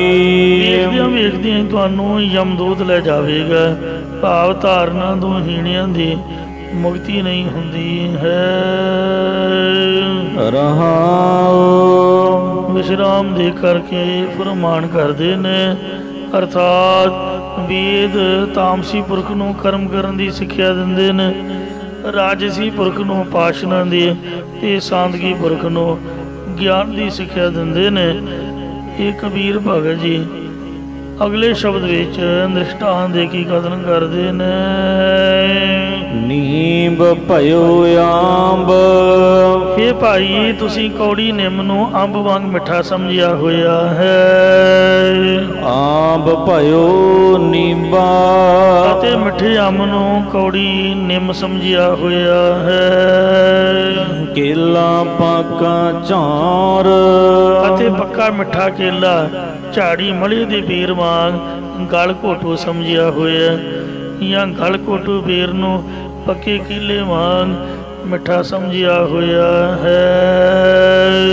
ਨਾਲੀਏਰ ਫਲ ਸੇ ਪਰ ਪਾਕਾ। ਜਿਸ ਨਾਲੀਅਰ ਦੇ ਫਲ ਵਿੱਚ ਰਸ ਹੁੰਦਾ ਉਹਨੂੰ ਪੱਕਾ ਸਿਮਲ ਵਰਗਾ ਸਮਝਿਆ ਹੋਇਆ ਹੈ, ਜਾਂ ਪੱਕੇ ਸਿਮਲ ਨੂੰ ਨਰੇਲ ਫਲ ਦੇ ਰਸ ਵਾਂਗ ਮਿੱਠਾ ਸਮਝਿਆ ਹੋਇਆ। ਜਿਹੜਾ ਸਿਮਲ ਦਾ ਦਰਖਤ ਨਕੰਮਾ ਹੁੰਦਾ, ਸਿਮਲ ਰੁੱਖ ਸਰਾਇਰਾ ਅਤ ਦੀਰਘ ਅਤ ਮੁੱਚ। ਓਏ ਜੀ ਆਵੇ ਆਸ ਕਰ ਜਾਹੀ ਨਰਾਸੇ ਖੇਤ, ਫਲ ਫਿੱਕੇ ਫੁੱਲ ਬਕ ਬਕੇ ਕੰਮ ਨ ਆਵੇ ਪਤ। ਮਿਠਤ ਨੀਵੀਂ ਨਾਨਕਾ ਗੁਣ ਚੰਗਿਆਈਆਂ ਦਤ। ਇੰਜ ਨਾਲੀਏ ਮੂਰਖ ਮੁਗਧ ਗਵਾਰ। ਸੋ ਜਿਹੜਾ ਨਾਰੀਅਲ ਫਲ ਵਿੱਚ ਰਸ ਹੁੰਦਾ ਉਹਨੂੰ ਪੱਕਾ ਸਿਮਲ ਵਰਗਾ ਸਮਝਿਆ, ਪੱਕੇ ਸਿਮਲ ਨੂੰ ਨਰੇਲ ਫਲ ਦੀ ਰਸ ਵਾਂਗ ਮਿੱਠਾ ਸਮਝਿਆ। ਇੰਜ ਤੁਹਾਡੀਆਂ ਤਿੰਨ ਅਵਸਥਾ ਨੇ, ਤੁਸੀਂ ਮੂਰਖ ਵੀ ਹੋ, ਮੁਗਧ ਵੀ ਹੋ ਤੇ ਗਵਾਰ ਵੀ ਹੋ। ਮੂਰਖ ਮਨ ਕਰਕੇ ਹੋ, ਮੁਗਧ ਬੇਸਮਝ ਬਾਣੀ ਕਰਕੇ ਹੋ, ਤੇ ਗਵਾਰਾਂ ਵਾਲੇ ਕੰਮ ਕਰਦੇ ਹੋ ਸਰੀਰ ਕਰਕੇ। ਮਤਲਬ ਸਭ ਕੁਝ ਪਤਾ ਵੀ ਹੈ, ਬੁੱਧੀ ਵੀ ਹੈ, ਲਿਆਕਤ ਵੀ ਹੈ, ਦੁਨੀਆ ਸਿਆਣੀ ਵੀ ਬੜੀ ਹੈ, ਤੇ ਪਰ ਪਤਾ ਨਹੀਂ ਸਿਮਰਨ ਵਾਲੇ ਪਾਸੇ ਕਿਉਂ ਢਿੱਲ ਮੱਠ ਕੀਤੀ ਹੋਈ ਹੈ। ਅੰਮ੍ਰਿਤ ਛਕਣ ਨੂੰ ਚੰਗੇ ਭਲੇ ਬੜੇ ਬੜੇ ਸਿਆਣੇ ਲੋਕ, ਚੰਗੇ ਭਲੇ ਬੰਦੇ ਨਹੀਂ ਤਿਆਰ। ਸੋ ਜਿਨ੍ਹਾਂ ਦੇ ਸਾਖ ਸੰਬੰਧੀ ਵੀ ਗੁਰੂ ਘਰ ਨੂੰ ਮੰਨਣ ਵਾਲੇ ਨੇ, ਜਾਨ ਬੂਝ ਕੇ ਬਾਬਰੇ ਤੈਂ ਕਾਜ ਵਿਗਾਰੇ। ਜਿਨ੍ਹਾਂ ਸਾਡੇ ਵਰਗਿਆਂ ਛਕਿਆ ਉਹ ਫਾਰਮੈਲਿਟੀ, ਇੱਕ ਰੀਤੀ ਰਿਵਾਜ, ਇੱਕ ਬਸ ਯੂਜ਼ ਟੂ, ਫਾਇਦਾ ਕੋਈ ਨਹੀਂ ਲਿਆ, ਲਾਭ ਕੋਈ ਨਹੀਂ ਲਿਆ। ਗੁਰੂ ਵਾਲੇ ਬਣਨ ਤੋਂ ਬਾਅਦ ਜੋ ਨਾਮ ਅਭਿਆਸ सो बाणी ते शरधा विश्वास वो प्राप्त नहीं किया है। इंज सो बुद्धि की लियाकत होंदियां होया में कहते पंडित सूर छत्रपत राजा भगत बराबर और ना कोई। जिन्ना मर्जी बंदा पंडित है पर वो पंडित नहीं है, सियाणा नहीं है। हाथों तो वेखूगा कहते ना सियाणे को जाइए, वो सियाणे सुने नहीं, वो मूर्ख बंदे ने ਜਿਹੜੇ ਦੁਨੀਆ ਨੂੰ ਅੰਧ ਵਿਸ਼ਵਾਸ ਵਿੱਚ ਲਾਉਂਦੇ ਨੇ। ਤੁਹਾਡੇ ਘਰ ਆ ਗ੍ਰਹਿ ਹੈ, ਤੁਹਾਡੇ ਘਰ ਉਹ ਗ੍ਰਹਿ ਹੈ, ਤੁਸੀਂ ਇੰਨਾ ਪੈਸਾ ਦਿਓ ਤੁਹਾਡਾ ਉਪਾਅ ਕਰਾਂਗੇ। ਇਹੋ ਜਿਹੇ ਜਿਹੜੇ ਪੰਡਤ ਨੇ ਸ਼ੰਕਾ ਚ ਪਾਉਣ ਵਾਲੇ, ਜਿਹੜੇ ਸੂਰਮੇ ਜਿਨ੍ਹਾਂ ਨੂੰ ਗੈਂਗਸਟਰ ਇੰਗਲਿਸ਼ ਦੀ ਅੱਜ ਕੱਲ੍ਹ ਦੀ ਮਾਡਰਨ ਬੋਲੀ 'ਚ ਕਹਿੰਦੇ ਨੇ, ਕਸੋ ਨਮੁਕੀ ਵਾਲੇ ਆ, ਜਿਮ ਜਾਣ ਵਾਲੇ। ਉਹ ਜੇ ਕੋਈ ਕਹੇ ਵੀ ਸੇਵਾ ਕਰੋ ਤੇ ਘੁੱਟ ਪਾਣੀ ਦਾ ਪਿਆ ਕੇ ਨਹੀਂ ਆਪਾਂ ਕਿਸੇ ਨੂੰ ਰਾਜੀ, ਕਹਿਣਾ ਸਾਡੇ ਕੋਲ ਟਾਈਮ ਨਹੀਂ। ਮਹਾਰਾਜ ਨੇ ਦਸਮ ਗ੍ਰੰਥ 'ਚ ਲਿਖਿਆ ਪਾਣੀ ਕੇ ਮੰਗਤ ਪਾਥਰ ਮੰਗਤ, ਉਹ ਡੰਬਲ ਮਾਰਨੇ ਨੇ। ਦੱਸੋ ਕੀ ਫਾਇਦਾ ਹੋਇਆ? ਉਹ ਭੱਜਣ ਜਾਣਾ ਹੈ ਤੇ ਗੁਰਦੁਆਰੇ ਆ ਕੇ ਭਾਵੇਂ ਗੁਆਂਢੀ ਹੋਏ ਮੱਥਾ ਨਹੀਂ ਟੇਕਣਾ। ਕਾਹਦੀ ਸੈਰ? ਖੋਜ ਪਾਓ ਇਹੋ ਜਿਹੀ ਸੈਰ ਨੂੰ। ਉਹ ਕਾਹਦਾ ਜਿੰਮ? ਗੁਰੂ ਘਰ ਦੇ ਵਿੱਚ ਘੁੱਟ ਪਾਣੀ ਦਾ ਨਹੀਂ ਬੁਲਾਉਣਾ। ਆਪ ਨਾ ਦੇਹ ਚੁਰੂ ਪਰ ਪਾਣੀ ਤੇ ਨਿੰਦੇ ਜੇ ਗੰਗਾ ਨਹੀਂ। ਮਤਲਬ ਸੇਵਾ ਦਾ ਰੁਝਾਨ ਘਟਿਆ ਹੋਇਆ ਹੈ। ਜਿਹੜੇ ਕੱਪੜੇ ਧੋਣ ਵਾਲੀ, ਭਾਂਡੇ ਮਾਂਜਣ ਵਾਲੀ ਤਾਂ ਬਾਹਰੋਂ ਲਾਈ ਹੋਈ ਹੈ, ਸਾਫ ਸਫਾਈਆਂ ਵਾਲੀ। ਆਪ ਆਪਾਂ ਜਿਮ ਜਾਂਦੇ ਹਾਂ। ਇਸ ਵਾਸਤੇ ਕਾਰ ਦਾ ਡਰਾਈਵਰ ਰੱਖਿਆ ਹੋਇਆ ਤੇ ਕਿਤੇ ਜਾਣਾ ਆਉਣਾ ਕਾਰ 'ਚ ਤੇ ਉਹ ਸਾਈਕਲਿੰਗ ਕਰਦੇ ਆ। ਦੱਸੋ ਘਰ ਦੇ ਵਿੱਚ ਉਹ ਮਸ਼ੀਨਾਂ ਲਾਈਆਂ ਹੋਈਆਂ ਨੇ। ਸੋ ਉਹ ਏਸੀ ਕਮਰੇ 'ਚ ਸੌਂਦੇ ਬਹਿੰਦੇ ਆ ਤੇ ਲੱਭਦੇ ਜੰਗਲ, ਵੀ ਜੰਗਲ ਦੀ ਸੈਰ ਕਰੀਏ। ਇਸ ਵਾਸਤੇ ਜੋ ਨੈਚੁਰਲਿਟੀ ਹੈ, ਜਿਹੜਾ ਪਰਮੇਸ਼ਰ ਨੇ ਬੰਦਾ ਬਣਾਇਆ ਸੀਗਾ ਉਹ ਜਾਂਗਲੀ ਬੰਦਾ ਸੀਗਾ। ਸਾਇੰਸ ਦੇ ਵਿੱਚ ਆਪਾਂ ਪੜ੍ਹਦੇ ਰਹੇ ਹਾਂ।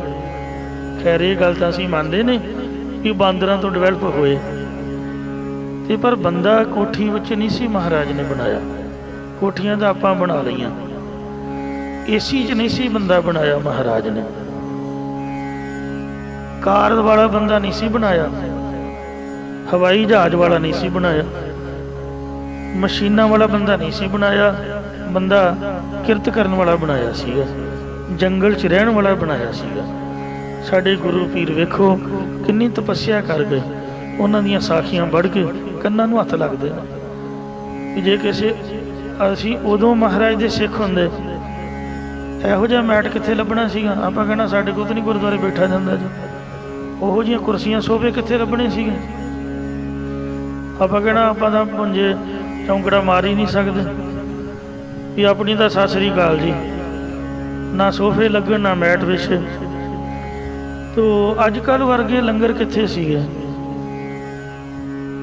ਭਾਈ ਮਰਦਾਨਾ ਜੀ ਹੈ ਜਿਹੜਾ ਮਹਾਰਾਜ ਨਾਲ ਉੱਪਰ ਆਪਣੀ ਕੱਢ ਗਿਆ। ਆਪਾਂ ਤਾਂ ਉਸੇ ਵੇਲੇ ਕਹਿਣਾ ਸੀ ਮਹਾਰਾਜ ਸਾਤੋਂ ਤਾਂ ਨਹੀਂ ਨਿਭਦਾ।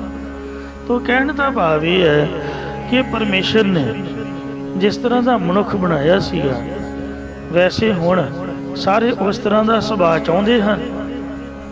ਪੁਰਾਣੇ ਘਰਾਂ ਵੱਲ ਤੇ ਉਹ ਮਾਲ ਬਣਾਏ ਹੋਏ ਨੇ, ਉਹ ਵਿਜ਼ਿਟਿੰਗ ਪਲੇਸ ਬਣਾਏ ਹੋਏ ਨੇ ਜਿੱਥੇ ਚਰਖੇ ਚੁਰਖੇ ਰੱਖ ਕੇ ਖੂਹ ਖਾਂ ਬਲਦ ਬੁਲਦਾਂ ਦੀਆਂ ਫੋਟੋਆਂ ਬਣਾ ਕੇ ਆਪਦੇ ਨਿਆਣਿਆਂ ਨੂੰ ਸਮਝਾਉਂਦੇ ਨੇ।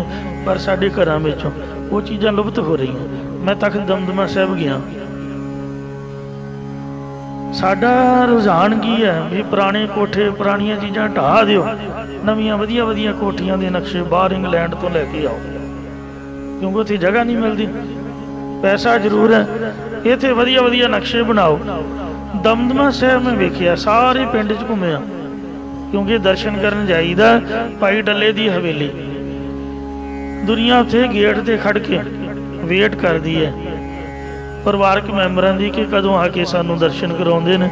ਉਹ ਜਿਸ ਤਰ੍ਹਾਂ ਦੀ ਡੱਲੇ ਦੀ ਹਵੇਲੀ ਪੁਰਾਤਨ ਸੀਗੀ, ਉਸ ਤਰ੍ਹਾਂ ਦੇ ਗੇਟ ਉਹ ਸਾਰਿਆਂ ਨੇ ਆਪਦੇ ਉਸ ਤਰ੍ਹਾਂ ਦੇ ਗੇਟ ਬਣਾਏ ਨੇ। ਪੁਰਾਤਨਤਾ ਨੂੰ ਕਾਇਮ ਰੱਖਿਆ ਹੋਇਆ ਹੈ। ਹੁਣ ਥੋੜ੍ਹੀ ਜਿਹੀ ਸਾਡੇ ਕਾਰ ਸੇਵਾ ਵਾਲੇ ਬਾਬੇ ਨੂੰ ਸਮਝ ਆਈ ਹੈ ਕਿ ਜਿਹੜੀ ਪੁਰਾਤਨਤਾ ਹੈ ਇਹ ਕੁਝ ਵਿਸ਼ੇਸ਼ ਹੈ। ਮੈਂ ਹਰਿਮੰਦਰ ਸਾਹਿਬ ਦੀਆਂ ਦਰਬਾਰ ਸਾਹਿਬ ਦੀਆਂ ਪਰਿਕਰਮਾ ਹੀ ਹਮੇਸ਼ਾ ਵੇਖਦਾ ਰਹਿੰਦਾ। ਸਾਡੇ ਵੇਂਦਿਆਂ ਵੇਂਦਿਆਂ ਉਹ ਬਹੁਤ ਜ਼ਿਆਦਾ ਸੁੰਦਰ ਕਢਾਈ ਵਾਲੀਆਂ ਪਰਿਕਰਮਾ ਹੁੰਦੀਆਂ ਸਨ, ਤੇ ਹੁਣ ਸਾਰੀਆਂ ਹੀ ਚੱਟੀਆਂ ਬਿਨਾਂ ਕਢਾਈ ਤੋਂ, ਕਿਉਂਕਿ ਮਿਹਨਤ ਕਰਨ ਵਾਲੇ ਮਿਸਤਰੀ ਨਹੀਂ ਲੱਭਦੇ। ਜਿਹੜੇ ਨਕਾਸ਼, ਉਹ ਜਿਨ੍ਹਾਂ ਨੇ ਕੰਧਾਂ ਦੇ ਉੱਪਰ ਚਿੱਤਰਕਾਰੀ ਕੀਤੀ ਹੋਈ ਹੈ, ਪੁਰਾਤਨ ਨਕਾਸ਼, ਬੜੀ ਸੁੰਦਰ ਮੀਨਾਕਾਰੀ ਵਾਲੇ, ਅੱਜ ਕੱਲ੍ਹ ਇੰਨੀ ਮਿਹਨਤ ਨਹੀਂ, ਤੋ ਇੰਨਾ ਸਮਾਂ ਨਹੀਂ, ਇੰਨਾ ਪੈਸਾ ਨਹੀਂ। ਸੋ ਕਹਿਣ ਤੋਂ ਭਾਵ ਇਹ ਹੈ ਕਿ ਜੋ ਪੁਰਾਤਨ ਚੀਜ਼ਾਂ ਸਨ ਉਹ ਬਹੁਤ ਵਿਸ਼ੇਸ਼ ਸਨ। ਪੁਰਾਤਨ ਸਰੀਰ ਵੀ ਚੜ੍ਹਦੀ ਕਲਾ ਵਾਲੇ ਸਨ। ਅੱਜ ਅਸੀਂ ਆਪਦੇ ਵਿਰਸੇ ਨੂੰ ਭੁੱਲੇ ਹੋਏ ਹਾਂ। ਜੋ ਮਹਾਰਾਜ ਨੇ ਸਾਨੂੰ ਕੁਦਰਤ ਦਿੱਤੀ ਸੀ ਉਹਦੇ ਤੋਂ ਦੂਰ ਚਲੇ ਗਏ ਹਾਂ, ਤਾਂ ਆਪਾਂ ਦੁੱਖ ਭੋਗ ਰਹੇ ਹਾਂ। ਇਸ ਵਾਸਤੇ ਜਿਹੜੀ ਚੀਜ਼ ਸੁੱਖ ਵਾਲੀ ਹੈ ਉਹਨੂੰ ਦੁੱਖ ਵਾਲੀ ਮੰਨਿਆ ਹੋਇਆ, ਜਿਹੜੀ ਦੁੱਖ ਵਾਲੀ ਹੈ ਉਹਨੂੰ ਸੁੱਖ ਵਾਲੀ ਮੰਨੀ ਬੈਠੇ ਹਾਂ। ਦੁੱਖ ਦਾਰੂ ਸੁੱਖ ਰੋਗ ਪਿਆ, ਜਾ ਸੁਖ ਤਾਮ ਨਾ ਹੋਈ। ਚੰਗਾ ਭਲਾ ਜਾਣਦੇ ਹਾਂ, ਬੁੱਝਦੇ ਹਾਂ, ਸਿਆਣੇ ਬਣ ਕੇ ਵੀ ਤੇ ਮੂਰਖ ਮੁਗਧ ਤੇ ਗਵਾਰ ਬਣੇ ਹੋਏ ਹਾਂ। ਨੀਂਬ ਪਇਓ ਆਂਬ। ਇਸੇ ਪ੍ਰਕਾਰ ਦਾ ਦ੍ਰਿਸ਼ਟਾਂਤ ਸਮਝਣਾ ਕਿ हे ਭਾਈ, ਜੀਵਾਂ ਨੇ ਨਿੰਮ ਵਰਗੇ ਕੌੜੇ ਦੁਖਦਾਈ ਸਕਾਮ ਕਰਮਾਂ ਨੂੰ ਅੰਬ ਵਾਂਗ ਮਿੱਠੇ ਨਿਸ਼ਕਾਮ ਕਰਮ ਸਮਝਿਆ ਹੋਇਆ ਹੈ। ਆਂਬ ਭਇਓ ਨੀਂਬਾ। ਅਤੇ ਅੰਬ ਵਾਂਗ ਮਿੱਠੇ ਪਰਮੇਸ਼ਰ ਦੀ ਪ੍ਰਾਪਤੀ ਕਰਾਉਣ ਵਾਲੇ ਨਿਸ਼ਕਾਮ ਕਰਮਾਂ ਨੂੰ ਨਿੰਮ ਵਰਗੇ ਕੌੜੇ ਦੁਖਦਾਈ ਸਕਾਮ ਕਰਮ ਸਮਝਿਆ ਹੋਇਆ ਹੈ। ਇਸ ਤਰ੍ਹਾਂ ਦੀ ਉਲਟੀ ਸਮਝ ਹੋਣ ਕਰਕੇ ਹੀ ਸੋ ਕਹਿੰਦੇ ਹਨ ਕਿ ਜੀਵ ਮੂਰਖ ਮੁਗਧ ਗਵਾਰ ਨੇ, ਮੂਰਖਤਾਈ ਦੇ ਸਹਿਤ ਨੇ। ਇਸੇ ਕਰਕੇ ਕੇਲਾ ਪਾਕਾ ਝਾਰ। ਜੀਵਾਂ ਨੇ ਕੇਲੇ ਦੀ ਤਰ੍ਹਾਂ ਮਿੱਠੇ ਪਰਮੇਸ਼ਰ ਦੇ ਨਾਮ ਨੂੰ ਪੱਕੇ ਮਲੇ ਦੇ ਬੇਰ ਵਾਂਗ ਗਲ ਘੋਟੋ ਦੁਖਦਾਈ ਸਮਝਿਆ ਹੋਇਆ ਹੈ, ਜਾਂ ਮਲੇ ਝਾੜੀ ਦੇ ਗਲ ਘੋਟੂ ਬੇਰ ਦੀ ਤਰ੍ਹਾਂ ਦੁਖਦਾਈ ਕਾਮ ਨੂੰ ਕੇਲੇ ਦੀ ਤਰ੍ਹਾਂ ਮਿੱਠਾ ਸਮਝਿਆ ਹੋਇਆ ਹੈ। ਇਸ ਕਰਕੇ ਜੀਵ ਮੁਗਧ ਹਨ। ਨਾਲੀਰ ਫਲ ਸੇ ਬਰ ਪਾਕਾ। ਜਿਵੇਂ ਨਾਲੀਅਰ ਦਾ ਫਲ ਉੱਪਰੋਂ ਕਰੜਾ ਸਖਤ ਹੁੰਦਾ, ਅੰਦਰੋਂ ਮਿੱਠਾ ਤੇ ਰਸ ਦਾ ਭਰਿਆ ਹੁੰਦਾ ਹੈ, ਤਿਵੇਂ ਤੁਹਾਨੂੰ ਅੰਮ੍ਰਿਤ ਵੇਲੇ ਉੱਠ ਕੇ ਸਤ ਸੰਗਤ ਵਿੱਚ ਜਾ ਕੇ ਸਾਧਨ ਕਰਨੇ ਬੜੇ ਸਖਤ ਪ੍ਰਤੀਤ ਹੁੰਦੇ ਨੇ। ਪੁਰਾਣਾ ਸਮਾਂ ਸੀਗਾ, ਸਰੋਵਰਾਂ ਦੇ ਉੱਪਰ, ਨਦੀਆਂ ਦਰਿਆਵਾਂ 'ਚ ਜਾ ਕੇ ਲੋਕ ਨਹਾਉਂਦੇ ਹੁੰਦੇ ਸੀਗੇ, ਤੇ ਅੱਜ ਕੱਲ੍ਹ ਕਮਰੇ ਦੇ ਵਿੱਚ ਹੀ ਵਾਸ਼ਰੂਮ ਹੈ। ਤੇ ਫਿਰ ਵੀ ਆਪਾਂ ਅਜੇ ਸੋਚਦੇ ਹਾਂ ਵੀ 6 ਨਹੀਂ ਵਜੇ, ਸੂਰਜ ਚੜ੍ਹ ਹੀ ਜਾਏ ਫੇਰ ਹੀ ਉੱਠਾਂਗੇ। ਸੋ ਚਾਹੀਦਾ ਤਾਂ ਇਹ ਸੀਗਾ ਕਿ ਅੱਧੀ ਰਾਤ ਨਦੀ 'ਤੇ ਨਹਾਉਣਾ ਔਖਾ ਮੰਨਿਆ, ਤੇ ਹੁਣ ਕਮਰੇ ਵਿੱਚ ਹੈ, ਤੇ ਹੁਣ ਜੇ ਆਪਾਂ 12-1 ਵਜੇ ਇਸ਼ਨਾਨ ਕਰ ਸਕਦੇ ਹਾਂ। ਪਰ ਐਸਾ ਨਹੀਂ, ਉਹ ਜਿੰਨਾ ਵੀ ਸੁੱਖ ਰੱਬ ਨੇ ਦਿੱਤਾ ਉਹਨਾਂ ਆਲਸ ਪੈ ਗਿਆ ਜ਼ਿਆਦਾ।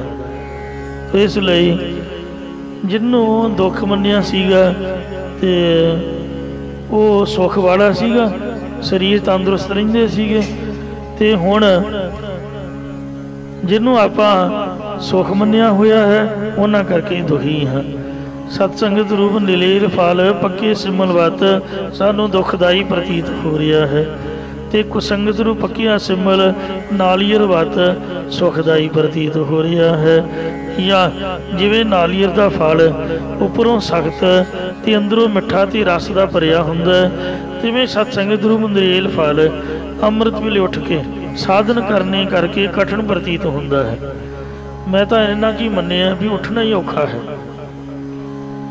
ਸਿਰਫ 5-7 ਮਿੰਟਾਂ ਦੀ ਔਖਿਆਈ ਹੁੰਦੀ ਹੈ, ਉਹ ਤੋਂ ਬਾਅਦ ਇਨਸਾਨ ਨੂੰ ਜਿਹੜੀਆਂ ਫੀਲਿੰਗਸ ਹੁੰਦੀਆਂ ਨੇ, ਜਿਸ ਤਰ੍ਹਾਂ ਮਰਜ਼ੀ ਔਖਾ ਸੌਖਾ ਹੋਵੇ, ਪਰ ਉਹ ਫੀਲਿੰਗਸ ਸੁੱਖ ਵਾਲੀਆਂ ਹੁੰਦੀਆਂ ਨੇ।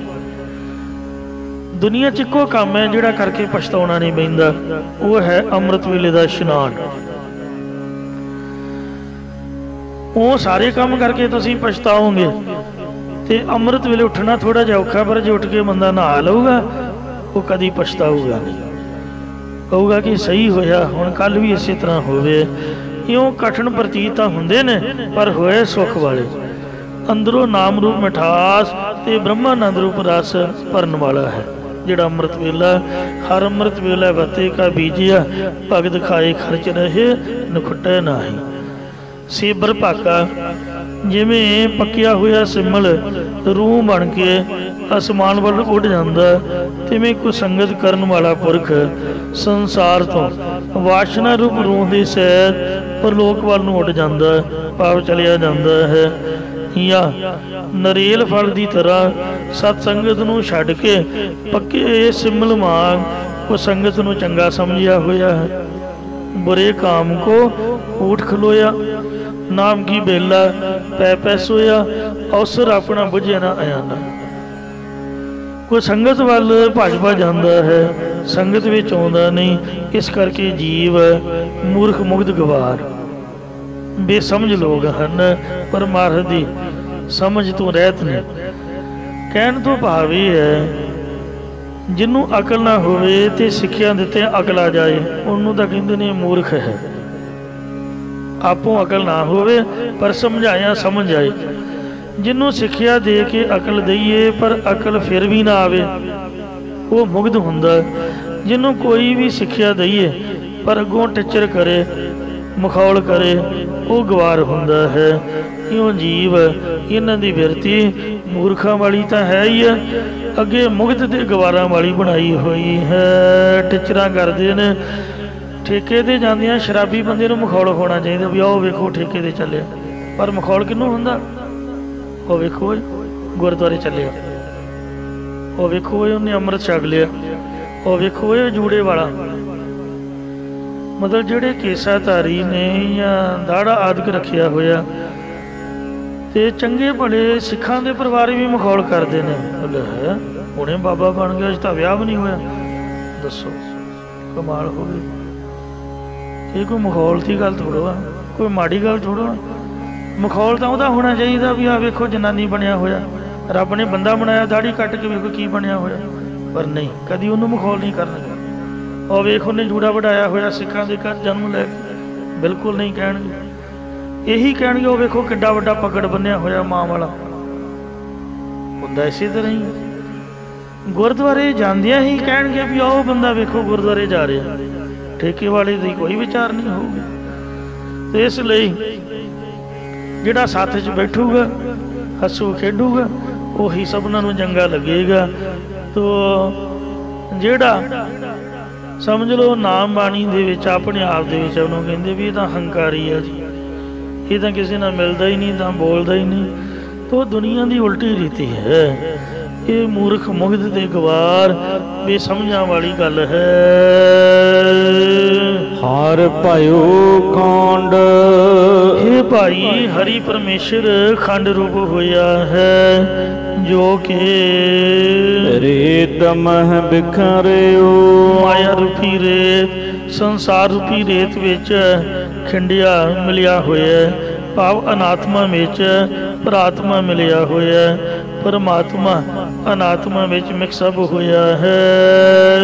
ਹਸਤੀ ਚੁਣਿਓ ਨਾ ਜਾਈ, ਉਹ ਹੰਕਾਰ ਰੂਪ ਹਾਥੀ ਤੋਂ ਚੁਣ ਕੇ ਖੰਡ ਖਾਧੀ ਨਹੀਂ ਜਾ ਸਕਦੀ। ਜਿਵੇਂ ਹਾਥੀ ਕੋਲੋਂ ਰੇਤੇ ਵਿੱਚੋਂ ਸੁੰਡ ਨਾਲ ਚੁਣ ਕੇ ਖੰਡ ਨਹੀਂ ਖਾਧੀ ਜਾ ਸਕਦੀ, ਇਸੇ ਤਰ੍ਹਾਂ ਮਨ ਦਾ ਹਾਥੀ ਬਣਿਆ ਹੋਇਆ। ਮਨ ਤੋਂ ਮੈਗਲ ਹੋਏ ਰਿਓ ਨਿਕਸੂ ਕਿਉਂ ਕਹਿ ਜਾਏ।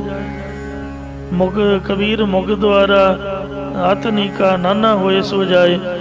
ਸੋ ਦਰਵਾਜ਼ੇ ਦਾ ਵੀ ਦ੍ਰਿਸ਼ਟਾਂਤ ਦਿੱਤਾ, ਇੱਥੇ ਖੰਡ ਦਾ ਹੈ। ਕਹਿੰਦੇ ਮਨ ਰੂਪ ਹਾਥੀ ਦੇ ਪਾਸੋਂ ਹਉਮੈ ਦੀ ਅਸਤੂਲਤਾ ਰੂਪ ਸੁੰਡ ਨਾਲ ਜਾਂ ਹੰਕਾਰ ਵਾਲੇ ਸਾਧਨ ਕਾਰਨ ਹਰੀ ਰੂਪ ਖੰਡ ਚੁਣ ਕੇ ਨਹੀਂ ਖਾਧੀ ਜਾ ਸਕਦੀ। ਤੇ ਹੇ ਕਬੀਰ ਜੀ, ਹਰੀ ਰੂਪ ਖੰਡ ਨੂੰ ਚੁਣ ਕੇ ਖਾਣ ਦਾ ਕੋਈ ਉਪਾਅ ਦੱਸੋ। ਕਹਿ ਕਮੀਰਾ ਕੁਲ ਜਾਤ ਪਾਦ ਤਜ, ਇੱਥੇ ਕਬੀਰ ਬੱਬੇ ਨਾਲ ਨਹੀਂ ਮੰਮੇ ਨਾਲ ਕਮੀਰ ਹੈ। ਜੋ ਲਿਖਿਆ ਸੋਈ ਸਹੀ ਜਾਣਨਾ ਹੈ, ਉਸੇ ਤਰ੍ਹਾਂ ਹੀ ਪਾਠ ਕਰਨਾ ਹੈ। ਕਮੀਰ ਦਾ ਭਾਵ ਵੀ ਭਗਤ ਕਬੀਰ ਜੀ ਤੋਂ ਹੈ।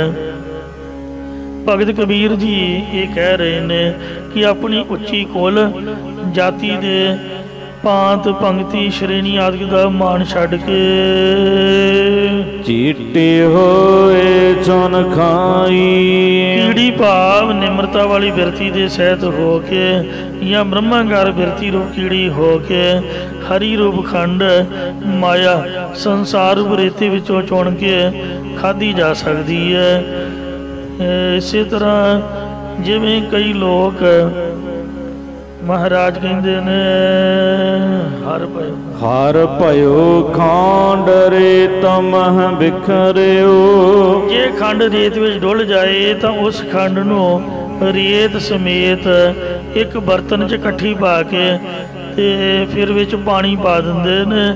ਕੁਝ ਸਮੇਂ ਬਾਅਦ ਖੰਡ ਪਾਣੀ 'ਚ ਘੁਲ ਕੇ ਸ਼ਰਬਤ ਦਾ ਰੂਪ ਬਣ ਜਾਂਦੀ ਹੈ ਤੇ ਰੇਤਾ ਥੱਲੇ ਬੈਠ ਜਾਂਦਾ ਹੈ।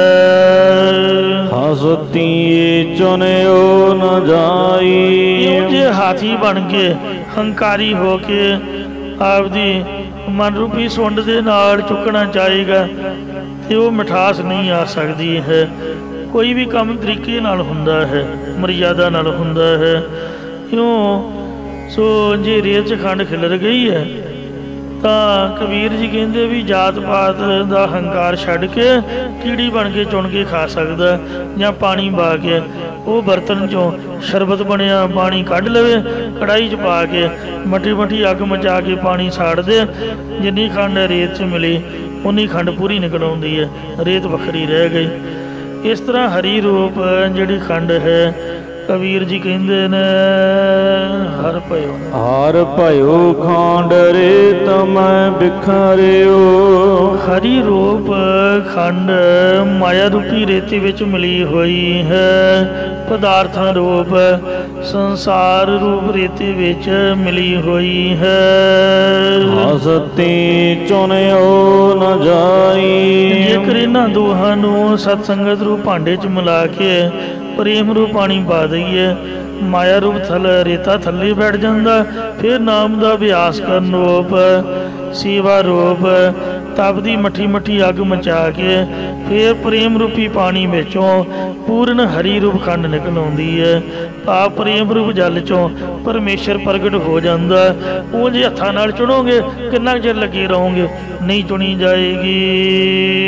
ਕਹਿ ਗਵੇਰਾ ਕੁਲ ਜਾਤ ਪਾਤ ਤਜ। ਕਬੀਰ ਜੀ ਕਹਿੰਦੇ ਨੇ ਕੁਲ ਦਾ ਹੰਕਾਰ, ਜਾਤ ਪਾਤ ਦਾ ਹੰਕਾਰ ਛੱਡ ਦੇ। ਚੀਟੇ ਹੋਏ ਚੁਨ ਖਾਈ। ਆਪਦੀ ਬਿਰਤੀ ਨੂੰ ਕੀੜੀ ਬਣਾ ਲੈ ਤੇ ਨਿਮਰਤਾ ਵਾਲਾ ਬਣਾ ਕੇ ਪਾਣੀ ਪ੍ਰੇਮ ਦਾ ਪਾ ਕੇ ਵਿੱਚੋਂ ਸ਼ਰਬਤ ਪੀ ਲੈਣਾ ਕਰ।